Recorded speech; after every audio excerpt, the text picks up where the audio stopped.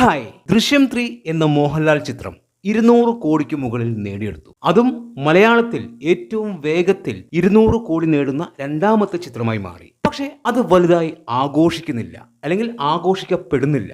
അതെന്തുകൊണ്ടാണ്? തീർച്ചയായും അതൊരു മോഹൻലാൽ ചിത്രമായതുകൊണ്ട് മാത്രമാണ് അത് ആഘോഷിക്കപ്പെടാതിരിക്കുന്നത്. ഇതിലെ നായകൻ മറ്റൊരു നടനായിരുന്നു എങ്കിൽ തീർച്ചയായും ആഘോഷിക്കപ്പെട്ടേനെ, എല്ലാവരും അതെടുത്ത് കൊണ്ടാടിയേനെ. പക്ഷെ മോഹൻലാൽ ആയതുകൊണ്ട് മാത്രം അത് ആഘോഷിക്കപ്പെടുന്നില്ല. എന്താണ് അതിനുള്ള കാരണം എന്ന് ചോദിച്ചു കഴിഞ്ഞാൽ, നമ്മൾക്കറിയാം സിനിമയിലെ നായകൻ ലാലേട്ടനാണ് എങ്കിൽ ആവറേജിന് മുകളിൽ റിപ്പോർട്ട് വന്നു കഴിഞ്ഞാൽ അത് 200 അല്ല, അതിനും ഒരുപാട് മുകളിൽ പോകുമെന്ന് നമ്മൾക്ക് എല്ലാവർക്കും അറിയാം. അതായത് ഭേദപ്പെട്ട ഹൈപ്പിൽ ഒരു ലാലേട്ടൻ സിനിമ വരുന്നു, അത് ആവറേജിന് മുകളിലുള്ള ഒരു അഭിപ്രായം കിട്ടി എങ്കിൽ അത് വേറെ ലെവൽ തരംഗമാവും എന്നുള്ളത് ഉറപ്പായിട്ടുള്ള കാര്യമാണ്. ഇപ്പോൾ മലയാളത്തിലെ ഏറ്റവും വലിയ രണ്ട് നടന്മാരാണ് മമ്മൂട്ടിയും മോഹൻലാലും. ഇവരുടെ സിനിമകൾ വരുമ്പോൾ സോഷ്യൽ മീഡിയ ആഘോഷിക്കാറുണ്ട്. ഈ രണ്ട് നടന്മാരുടെയും സിനിമകൾക്ക് പ്രേക്ഷകർ ഒരു പ്രതീക്ഷ കൊടുത്തിട്ടുണ്ട്. ആ പ്രതീക്ഷ നമുക്ക് സോഷ്യൽ മീഡിയയിലൂടെ കാണാനും പറ്റുന്നതാണ്. എന്താണ് ആ പ്രതീക്ഷ എന്ന് ചോദിച്ചു കഴിഞ്ഞാൽ, മമ്മൂട്ടിയുടെ സിനിമ ഇറങ്ങുമ്പോൾ സോഷ്യൽ മീഡിയയിലെ ചർച്ച ഇതായിരിക്കും: ഈ സിനിമ 100 കോടി നേടുമോ? ഈ സിനിമ 100 കോടി ഉറപ്പായും നേടും.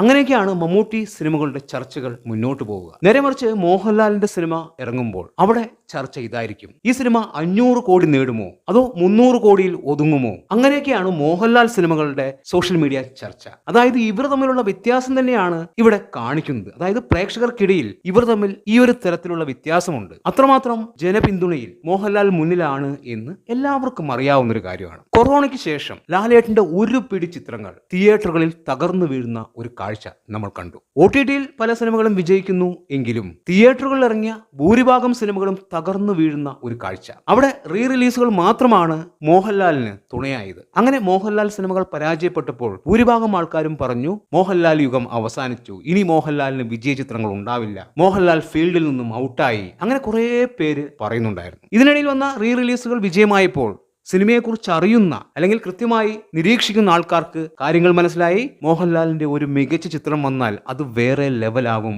എന്ന്. അതെന്തുകൊണ്ടാണ് എന്ന് ചോദിച്ചു കഴിഞ്ഞാൽ, മോഹൻലാലിന്റെ പഴയ സിനിമകൾ എന്തുകൊണ്ട് വിജയിക്കുന്നു? അപ്പോൾ മോഹൻലാലിനെ കാണാൻ പ്രേക്ഷകർക്ക് ഇഷ്ടമാണ്. ഇപ്പോഴത്തെ സിനിമകൾ മോശമായതുകൊണ്ടാണ് പ്രേക്ഷകർ തിയേറ്ററിലേക്ക് വരാത്തത് എന്ന് എല്ലാവർക്കും മനസ്സിലായി. കൊറോണ സമയത്ത് ഇടയിൽ ഒരു കൊച്ചു സിനിമ നേര് എന്ന സിനിമ, ഒരു കോർട്ട് റൂം ഡ്രാമ, ആ സിനിമ ആ സമയത്ത് വലിയ കളക്ഷൻ നേടി. 85 കോടിയോളം സിനിമ കളക്ഷനായി നേടിയെടുത്തു. അതായത് അത്തരമൊരു കൊച്ചു സിനിമയ്ക്ക് 85 കോടി എന്ന് പറയുന്നത് വലിയൊരു കാര്യമാണ്. ആ സിനിമ അത്രയും കളക്ഷൻ നേടിയെടുത്തെങ്കിൽ മോഹൻലാലിന്റെ അത്യാവശ്യം ഹൈപ്പിൽ വരുന്ന ഒരു സിനിമ എത്രത്തോളം കളക്ഷൻ നേടിയെടുക്കാൻ സാധിക്കും എന്ന് എല്ലാവർക്കും മനസ്സിലായി. പക്ഷേ അതിനുശേഷം വന്ന മലൈക്കോട്ടെ വാലിബൻ, ബാറോസ്, ഈ രണ്ട് സിനിമകളും തകർന്നു വീണപ്പോൾ മോഹൻലാലിനെ എല്ലാവരും കളിയാക്കലുകൾ കൊണ്ട് മൂടി. അവര് മനസ്സിലാക്കാത്തൊരു കാര്യം എന്താണ് എന്ന് വെച്ച് കഴിഞ്ഞാൽ, കൊറോണയ്ക്ക് മുൻപ് മലയാള സിനിമയ്ക്ക് മോഹൻലാൽ ചെയ്ത സംഭാവന എന്താണ് എന്നുള്ളതാണ്. മലയാള സിനിമയ്ക്ക് ആദ്യമായി 50 കോടി കാണിച്ചു കൊടുത്തത് മോഹൻലാലാണ്. മോഹൻലാലിന്റെ ദൃശ്യം എന്ന സിനിമ 2013 50 കോടി നേടിയതാണ് എന്ന് അവർ മറന്നുപോയി. ആ സമയത്ത് 30 കോടിയെല്ലാം വലിയ കളക്ഷനായി നിൽക്കുന്ന സമയത്താണ് 50 കോടി ദൃശ്യം തൂക്കിയത്. 2016 100 കോടി ലാലേട്ടൻ കാണിച്ചു കൊടുത്തു പുലിമുരുകനിലൂടെ. പിന്നെ ലൂസിഫറിലൂടെ വീണ്ടും 100 കോടിക്ക് മുകളിൽ കളക്ഷനായി നേടിയെടുത്തു. അതായത് കൊറോണയ്ക്ക് മുൻപ് 100 കോടി നേടിയ രണ്ട് സിനിമകളിലെയും നായകൻ മോഹൻലാലാണ് എന്നുള്ളത് അവർ മറന്നുപോയി.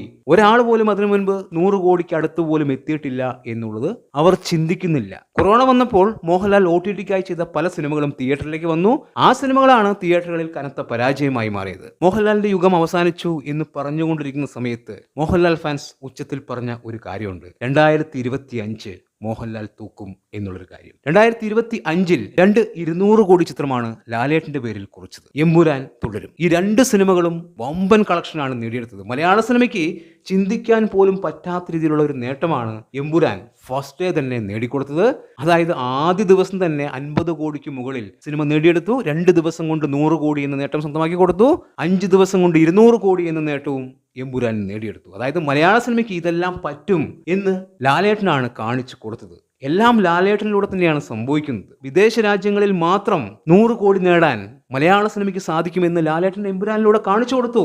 അതുപോലെ തന്നെ കേരള ബോക്സ് ഓഫീസിൽ നിന്ന് മാത്രം 100 കോടി നേടാൻ പറ്റും എന്ന് ലാലേട്ടൻ തുടരും എന്ന സിനിമയിലൂടെ കാണിച്ചു കൊടുത്തു. പിന്നെയാണ് പല സിനിമകളും ആ നേട്ടത്തിലേക്ക് എത്തിയത്. 2025 200 കോടി ചിത്രം മാത്രമല്ല, സത്യനന്ദിക്കാടിന്റെ ഒരു കൊച്ചു ചിത്രം ഹൃദയപൂർവ്വം 76 കോടിക്ക് മുകളിലാണ് സിനിമ കളക്ഷനായി നേടിയെടുത്തത്. ആ സിനിമയും വലിയ വിജയമായിരുന്നു. 2025 ലാലേട്ടൻ തൂക്കുമെന്ന് പറഞ്ഞു, തൂക്കുക തന്നെ ചെയ്തു. ഇപ്പോൾ 2026 ലാലേട്ടൻ നായകനാവുന്ന ദൃശ്യം റിലീസാവുന്നു, റെക്കോർഡ് ബിസിനസ് നടത്തുന്നു.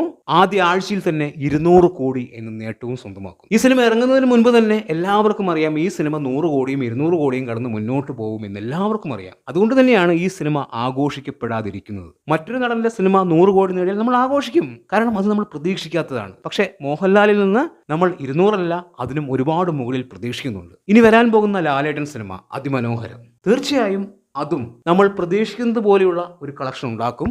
അതും വലിയ രീതിയിൽ ആഘോഷിക്കപ്പെടില്ല. നമ്മൾ പ്രതീക്ഷിക്കുന്നതിനും മുകളിൽ ആ സിനിമ നേടിയെടുക്കുമ്പോൾ മാത്രമാണ് ആ സിനിമ എല്ലാവരും ആഘോഷിക്കുകയുള്ളൂ. ആ സിനിമ എല്ലാവരും ആഘോഷിക്കുകയുള്ളൂ. നമ്മൾ മറ്റു ഭാഷയിലെ സൂപ്പർ സ്റ്റാറുകൾ അവരുടെ സിനിമകൾ ഇങ്ങനെയൊക്കെ കളക്ട് ചെയ്യുന്നു എന്നൊക്കെ പറയും. അതായത് രജനീകാന്തിന്റെ സിനിമ, വിജയുടെ സിനിമ, ഷാറൂഖ് ഖാന്റെ സിനിമ, അല്ലു അർജുൻ, പ്രഭാസ്. നമ്മൾക്കുമുണ്ട് അതുപോലൊരു സ്റ്റാർ. അവരെക്കാളും നന്നായി അഭിനയിക്കുന്ന ഒരു സ്റ്റാർ. മലയാളത്തിന്റെ അഹങ്കാരം തന്നെയാണ് മോഹൻലാൽ. വിസ്മയങ്ങൾ തീർക്കാൻ അദ്ദേഹം ഇനിയും ഒരുപാട് സിനിമകളുമായി നമ്മൾക്ക് മുന്നിലേക്ക് വരും. നമ്മളത് ഇരു കൈയും നീട്ടി സ്വീകരിക്കും. എന്താണ് നിങ്ങളുടെ അഭിപ്രായമെന്ന് കമന്റ് ബോക്സിൽ കമന്റ് ചെയ്യുക. വീഡിയോ ഇഷ്ടമായാൽ ചാനൽ സബ്സ്ക്രൈബ് ചെയ്യുക. പുതിയൊരു വീഡിയോയുമായി കാണുന്നവരെ ബൈ ബൈ.